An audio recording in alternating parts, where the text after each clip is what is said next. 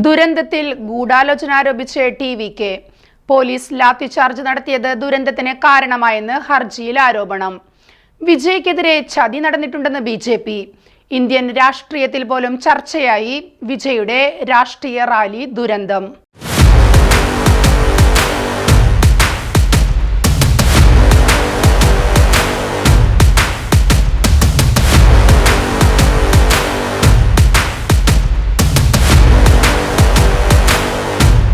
നടൻ വിജയ് നയിച്ച റാലിക്കിടെയുണ്ടായ ദുരന്തത്തിൽ ഗൂഢാലോചന ആരോപിച്ച് തമിഴ്നാട് വെട്രികഴകം കക്ഷി മദ്രാസ് ഹൈക്കോടതിയെ സമീപിച്ചു.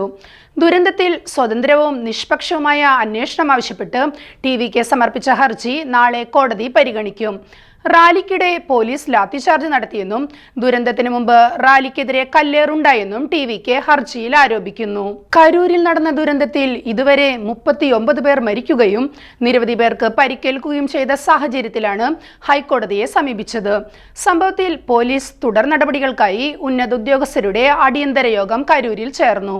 ക്രമസമാധാന ചുമതലയുള്ള തമിഴ്നാട് ഡി.ജി.പി. എസ്. ഡേവിഡ്സന്റെ നേതൃത്വത്തിൽ 6 പോലീസ് സൂപ്രണ്ടുമാരും യോഗത്തിൽ പങ്കെടുത്തു. ദുരന്തവുമായി ബന്ധപ്പെട്ട് ടി.വി.കെയുടെ സംസ്ഥാന general secretary N. Anand, deputy general secretary Nirmal Kumar, Karur West ജില്ലാ അധ്യക്ഷൻ മതിയഴകൻ എന്നിവർക്കെതിരെ പോലീസ് കേസെടുത്തിട്ടുണ്ട്. എന്നാൽ നടൻ വിജയ്ക്കെതിരെ ഇതുവരെ കേസെടുത്തിട്ടില്ല. അദ്ദേഹത്തെ ഉടൻ അറസ്റ്റ് ചെയ്യേണ്ടതില്ലെന്ന് സർക്കാർ തീരുമാനിച്ചിട്ടുണ്ട്. മുഖ്യമന്ത്രി എം.കെ. സ്റ്റാലിൻ സംഭവത്തിൽ ജുഡീഷ്യൽ അന്വേഷണം പ്രഖ്യാപിച്ചിരുന്നു. തമിഴ്നാട്ടിലെ കരൂരിലുണ്ടായ ദുരന്തത്തെ തുടർന്ന് തമിഴക വെട്രികഴകം അധ്യക്ഷൻ വിജയ് തന്റെ സംസ്ഥാന പര്യടനം നിർത്തിവെച്ചു. ദുരന്തത്തിൽ സ്വതന്ത്ര അന്വേഷണം ആവശ്യപ്പെട്ട് ടി.വി.കെ. ഹൈക്കോടതിയെ സമീപിക്കാൻ ഒരുങ്ങുകയാണ്.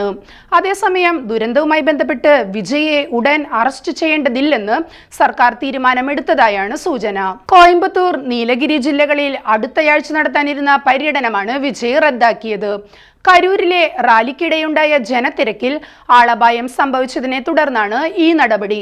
സംഭവത്തിൽ മരിച്ചവരുടെ കുടുംബങ്ങൾക്ക് 20 ലക്ഷം രൂപ വീതവും പരിക്കേറ്റവർക്ക് 2 ലക്ഷം രൂപ വീതവും സഹായധനം പ്രഖ്യാപിച്ചിട്ടുണ്ട്.